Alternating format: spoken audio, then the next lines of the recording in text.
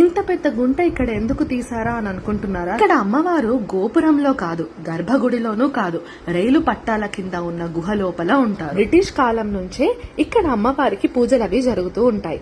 దీని వెనకాల గల చాలా పెద్ద చరిత్రే ఉంది, అది చెప్తాను. కనిపిస్తున్న చిన్న అమ్మవారు రైలు పట్టాల కింద స్వయంభూగా వెలిశారు.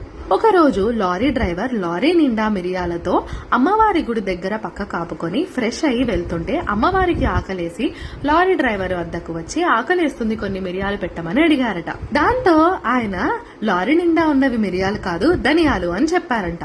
అలానే చెన్నై వైపు వెళ్లసాగారు. తీరా లారీ దిగి చూడగానే మిరియాలన్నీ ధనియాలైపోవడం చూసి గమనించి తప్పు తెలుసుకుని అమ్మవారి వద్దకు వచ్చి క్షమాపణను అడిగారట. అమ్మవారికి ఇక్కడ అబద్ధాలు చెప్తే అస్సలు నచ్చదు, అబద్ధాలన్నీ నిజమైపోతాయి అని అంటూ ఉంటారు. ప్రతి ఇయర్ సెప్టెంబర్ 2nd వీక్ లో వచ్చే ట్యూస్డే అండ్ వెనస్డే ఇక్కడ చాలా పెద్ద జాతర జరుగుతుంది.